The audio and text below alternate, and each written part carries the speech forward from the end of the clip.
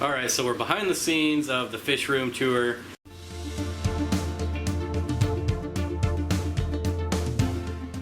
And let them know what you're doing right now.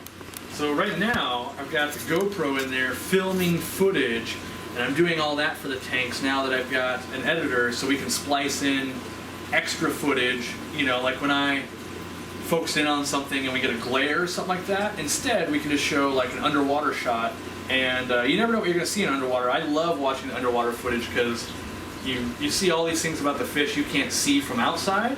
And so sometimes that footage is way better. Then sometimes you realize you had it pointed at a rock the whole time and you didn't see anything. So it's kind of, it could be a lot of waste, but also at the same time could be super cool. And so, yeah, this is my newest addition to my camera thing, and I love this little GoPro. This is the 5, and it's waterproof itself. You don't have to put a case on it. And so that's kind of cool. And it's weighted. I had the cheap version, kind of like Big Fly Multimedia did a review on. And it's got a housing that goes on it, but since the housing traps air, it wants to float. So I had to like affix it to a rock. And this thing's way better because it's just already heavy and waterproof from the get-go. And I like the footage a little bit better too. That being said, if you're on a budget, go with that $50 camera because it's pretty darn good compared to this thing because it's a lot more money. But I do love that it's ready to go, and now I just keep this in my coat pocket all the time. So we'll see, you know. I don't use a lot of footage from it yet. I am taking a lot of video and then using 1 or 2 little pieces in some of the videos. And you guys really haven't seen that yet, but the videos we've had edited, it's starting to work its way in. I've only had this for about 3 days or something, so we'll see. Awesome. See, there's all your guys' packages you're going to win. There you go. A whole bunch of stuff down there. Yep. Okay. So, tell me, your second favorite tank, because I'm pretty sure your first favorite tank is going to be guppies, right? True. So in my fish room, what is your next favorite tank? So, to answer that question, I have to answer it like, what tank would I like to own the most? I probably would like to own the 125 with the rainbows. But I don't think I would actually ever keep that tank. Like, I love to look at it, but I know myself and I don't really set that tank up. So if I was like, what's my second favorite tank that I would actually keep? It would be this Tanganyika tank. Because I could actually see myself setting up Julies, because I love them. I love Lupi. You know, and this is a tank like I would keep. It's a 75 gallon. It's already got sips.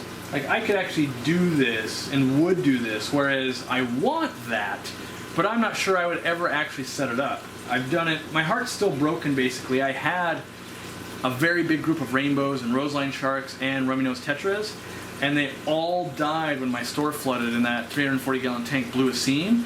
And I was picking up bodies for hours. Like, there was bodies back in the bathroom. You guys have seen the fish room tour, or the fish store tour.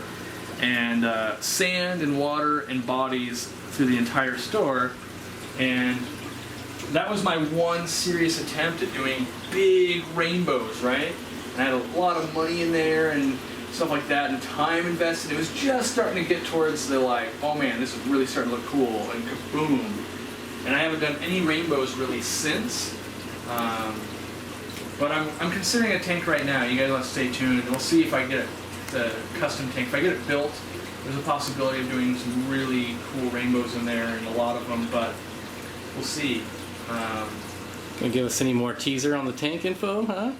Not yet. Because I don't want to say what it is, and then if I don't do it, but the goal is that maybe I put in a very large aquarium. It'll be the largest aquarium I've ever owned. I just haven't chosen a size yet, and I don't know when because the builder's schedule and stuff like that. So I don't want to be harassed about everyone like, hey, it's it's February 22nd. You said so it's in the works. I spent 30 minutes on the phone talking with the guy. He's running some quotes, and we'll see what comes of it. I want something pretty substantial. And I'm not even sure where it goes in my fish room or anything like that yet. There's some things that I like. Definitely, no matter what size tank I put in, some tanks have to come down to fit it. It's a big enough tank that I don't have room in my current. I mean, unless I did it in the third bay in the garage, but I'm pretty sure I want it in the fish room or in my goldfish room, basically. And then I want enough space for a couch or something, so it should be pretty cool. So So basically, you don't want to do what I did and show a 250-gallon tank, and 6 months later, it's still sitting empty in the garage. Yeah, that's exactly right. You know, and because it's going to take the tank I'm thinking about having built and stuff like that. It's going to take. I have to schedule a crew of people to help move the stand in, the tank in. Like, it's going to be massive, right? So it's not just me and Bob are going to grab one end of it and put it in that day. It's going to be I have to align a bunch of people up, the schedules. And, they don't call me Big Steen for nothing. Well, you know, we'll put some straps on, just put it on your back and just have you walk it in. But there's going to be some logistics and stuff like that, and you know, I got to make sure I can afford such a tank and make sure it makes sense. And what people don't know, when you get into custom tanks, if you go like 2 more inches on this tank, it might double the cost because you have to go twice as thick acrylic because of the pressure or something like that. So, you know, I definitely got to massage the numbers and go, okay, well, what if it's only 26 inches tall versus, you know, like right now, I'm not even decided, but all the tanks I'm asking for a quote on are currently 36 inches tall, which is longer than my arm, so I won't be able to reach the bottom, but at the same time, I really want something that can space out fish, where I could have top dwelling, I could have bottom dwelling, a really big viewing panel, because the tank in my store is only 2 feet tall, and going to 3 feet tall made the tank cost twice as much money, and at that point, the store had flooded. That had cost me so much money, I didn't have enough money to really double the cost of that tank. Like, that was extra thousands of dollars. So, you know, now I'm kind of trying to get a quote, and I've saved up a little bit of money, you know, which I know it won't be enough, but we'll see what I can make sense of. So what are your thoughts about just having a front panel? Would that bring the cost down of just having a massive tank with just one viewing plane and having the rest? So like a fiberglass or a... Yeah, fiberglass. Or so I looked into the Penta Aquatics fiberglass tanks and spent about 2 hours doing that because Cole, one of my fans, hangs out in Washington Fish Box. He has his Fly River turtle in, well, I think it's like the 600 gallon Penta. And so I did a lot of research on them, and like they have one that's 720 gallons and it's about $2,000 and it's on back order. And so I was thinking about maybe ordering like a pair of those, right? Like, I was thinking, like, that'd be pretty cool to have 2 700-gallon fiberglass tanks or something like that. But, so then I went to Monster Fish Keepers and I started reading reviews, and it seems like in the last year people have really had quality issues where, like, the glazing, wherever they're putting on the outside of the fiberglass is chipping off and that kind of stuff. And people are kind of upset about it. So the people that do have them that have bought them recently are definitely saying, don't buy one of these. And so that kind of put me off of the fiberglass train. And then I'm going, well, if I'm already spending $2,000 on fiberglass, what are we really looking at for maybe, you know, 700 gallons of acrylic? And I just don't know that answer because I've never had one built for a customer yet. And the biggest I've ever built is 360 gallons. But, you know, when I built my 360 gallon at the store, it was actually the same price, whether it's 6 feet long and 4 feet front to back. But when you buy acrylic panels, you buy them by the sheet. So that panel was 8 feet front to back, which is the same, but it was also 8 feet long. Because I didn't have that room in my store, we had to cut it down to 6 feet. So I could have had an 8 foot by 4 foot tank, and it would have been the same price. And so I'm trying to go... So who keeps the scrap? Typically the builder does, yeah. And it's just because they don't necessarily have a use for it. Like, they always will find a use eventually, but usually, like with, at least for me, he gives me some money off. Like, if it's a sizable piece like that, so that end panel is 2 foot extra by 4 foot. Like, that's a 120 gallon tank panel almost. So I can get some off a little bit, but not nearly. Like, if the panel itself is, and I don't know what it is, but let's say it's $800. It might be like, well, we'll give you $50 off. And it's like, proportionally, that's like a third of this thing we're not using, or a fourth of it. You know, so it doesn't make sense. But at the same time, it is scrap, and because acrylic is so expensive, you know, he ends up having, if that thing was $200, he's going to have one on the bottom, he's going to have one on the top, he's going to have two $200 extra pieces kind of sitting off in the warehouse at a certain thickness, and it'll all depend on, you know, when he builds the next tank, if someone wants a 120, and my bottom was only, I think, 1/2 inch, and the top was 3/4. But maybe he's building that side panel on a 120. Maybe that has to be 3/4, and he's only got one of the 2 panels he needs. So it's not as easy as just like he's going to turn that into profit. What always kills me when it comes to price is, like, if this was the tank here, let's say it's acrylic, and I want this big porthole cut into it, that giant piece is all scrap because you want the top to be one really solid piece. And you think like, well, make tops out of it. The problem is acrylic warps, right? So yep. I always have it done with Lexan, so it's an additional cost. I got to buy a sheet of Lexan. It can be thinner, but so yeah. Then there's kind of this piece that's kind of round and left over, and you could maybe make it into like, well, maybe that's gonna be part of a sump or something like that. But the builders never want you to really like. They don't want to spend 3 days trying to design how to use the scrap to make something when their time is worth money, right? So they're going, they might put it off to the side and maybe they'll use it for something. And I assume you could pay for it and get it all, but I don't make my own tank, so what am I going to do with just, like a rounded piece of acrylic? Like, look what I have. It's completely useless. And what a lot of people don't realize is quite a bit of work goes into making something true. I didn't know that until I was having tanks built for me, and I watched him build some tanks. Is like when he cuts that out, he's going to router it out, right? Well, the minute you need to make that into a tank, it has to be perfect on every side to get the seams to weld perfect. And he's got lots of expensive machinery, planers and stuff like that for this acrylic, and it takes quite a bit of time. Whereas if you order a sheet, usually he can have them cut it at the factory. So if it only needs to be 6 feet, he can say, we want it only to be 6 feet long, and they'll laser precision cut it. Then he just cleans it up a tiny little bit before gluing, and a lot of times he can save time and get perfect accuracy there, because when it comes to making a scrap piece into perfect cuts, it gets very technical. Because you can imagine in a big tank, if you've got all that pressure and you're off by 1/32 of an inch, and it's putting extra stress on one of the seams where you filled it in with acrylic weld, but maybe the seam looks a little messy and maybe that's the weak part. He's never had a failure, which is why I want to work with him. And now, so he didn't make the one that failed in your... No, the one in my store was a glass tank. Oh, okay. And it had been resealed by a hobbyist. And, I kind of knew better, but the tank itself was only... I think I only paid $2,000 for it with that cool stand and everything. And the tank was shoddy, but, I'm a new fish store and I don't have a lot of money left over, so I just built the store and I wanted something that looked really cool, and it did. It looked really cool until it cost me $15,000 when it blew out. Like that's the horrible part of that story. And that's what convinced me that like anything over like a 125 is always going to be acrylic for me. It's just a non-issue or a non-negotiable thing. Or plastic. I mean, I have IBC toaster plastic, but once that silicone gives way, eventually it costs me so much money that I'll never buy a used glass tank that's big, and I don't think I'd ever have one made because I don't want to. You don't want to carry it for one. Right, because it took 2 people as much strength as they have. We had to cut the tank apart because there was water and sand leaching into the other stores, right? So we had to cut the tank apart to get to it. And the front panel itself is all the strength people had of 2 people to move it once we cut it off. So one panel and you're going, well, that's not even the whole tank. Like that's just the front panel. And it was really thick glass. And so yeah, whereas like the 360 gallon in the store, 2 people.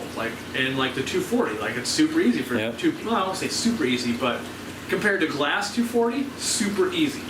Well, I got that glass 210 gallon, and just moving that into the garage, I was like, nope, I'm going to get rid of this tank. I don't want to even deal with it. Right. So I got rid of it.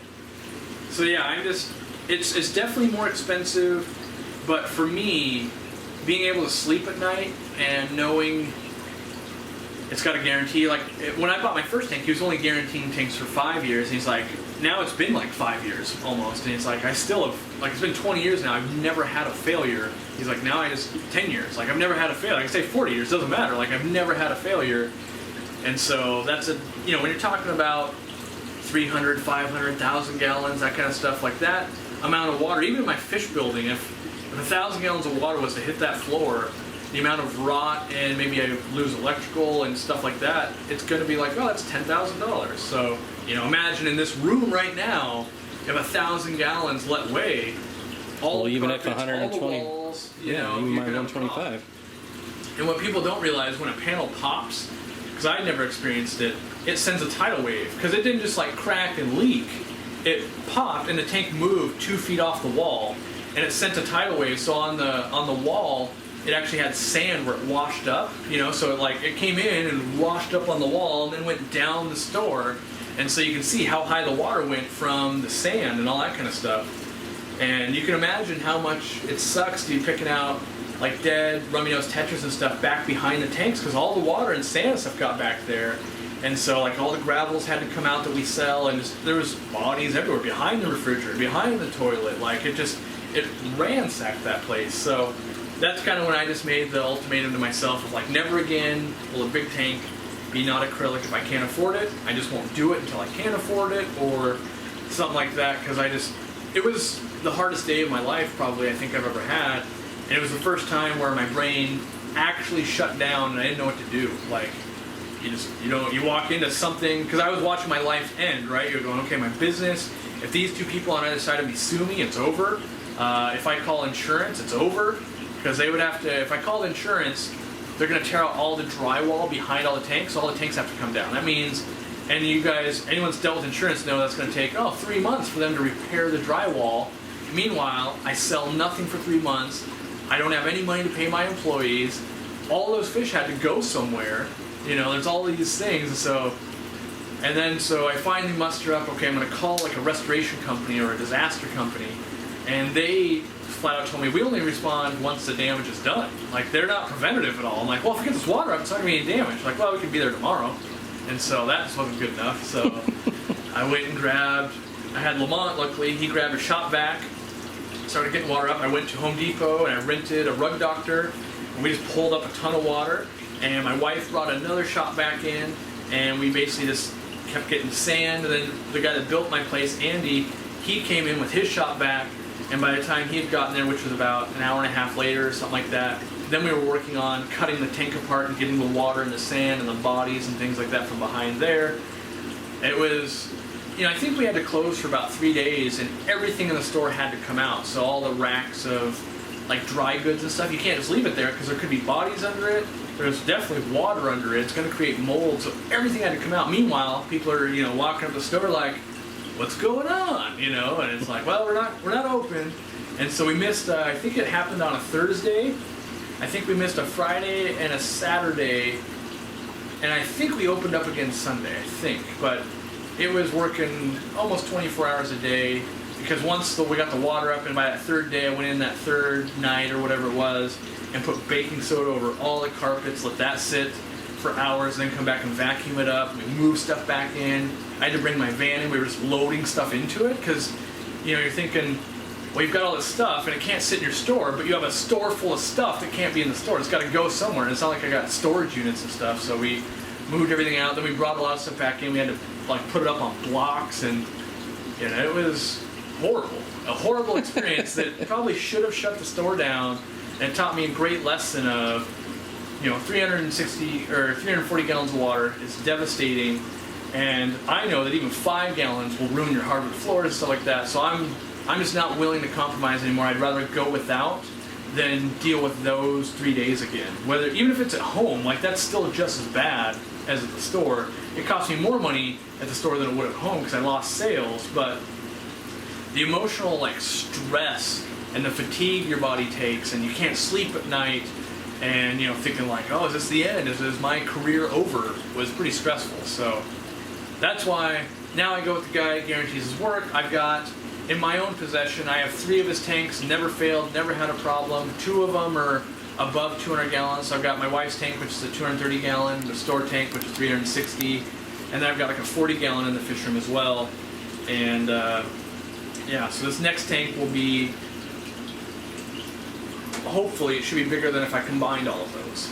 Nice. So it should be pretty big. It all depends on, and part of it is cost, but the other part is I want to make sure, are we pushing the bounds and we shouldn't go this big? I don't want another failure. So you guys can imagine, if something lets loose in my fish room, you don't get a video for 2 months as I'm, cleaning up the mess / stuff died, power goes out. Because when that tidal wave goes, it knocked out power. That's how I knew. We were on our way there, and I got email alerts from all my security cameras saying power's out. I'm like, oh dang, I gotta get there and see why power's out.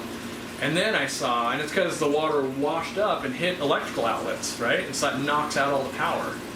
So a lot of things you just all of a sudden you're like, wow. You know, luckily we had, you know, the guy that built my store was smart enough to know you always put everything off the ground in a fish store. So the only thing I really lost product-wise, I had like a canister filter that was sitting on the ground, so the box got wet. I had some like T8 light bulbs where the boxes got wet, but luckily the merchandise was okay. It was just, you know, awkward, and you know, I'll tell you, you've never felt stressed like calling your neighbors at 8 o'clock in the morning to tell them that their businesses are flooded. You know, like that's not a good call. And then I couldn't get a hold of either of them. So like I'm going, there's fish water in your business. One was a tattoo parlor, the other one was a floral business. I can't get a hold of them, so I'm just going, well, the water's doing whatever damage it's going to do because I can't stop it. You know, eventually once they finally got there, we were able to get in, and so, you know, I've got employees working in mine, and then we're also have employees, well, myself and my wife, like working in the other units to get the water up, and luckily my neighbors were super cool about it. Like they were super duper cool. Like no one wants to know like, oh, your business is flooded, but they, you know, we're kind of just like, yeah, just get it cleaned up, it'll be all right. You know, I'm going, oh my God, like that was, I was so lucky to have good neighbors. So that was, you know, a lot of luck happened with that event, because it should have taken the store out, honestly, financially. Don't get me wrong, I put a severe hurting on it, like where it was like, oh my God, it, you know, was very difficult, but really it should have been the nail in the coffin. So. Hello everyone, so I'm sitting here editing today's video and I realized I did not shoot an outro. I did not say goodbye with Cory, so I failed big time, so this is it. No channel of the day today. Yeah, I just got done with like a 7-hour live stream and I just need to get this editing and rendering so I can get it uploaded and out tomorrow. So I hope you enjoyed us hanging out. Be sure to head on over to Aquarium Co-op's channel to see the full fish room tour. I'm not sure when that's coming out, but I'm sure you guys will be notified. So thanks for hanging out with us, and I will see you tomorrow.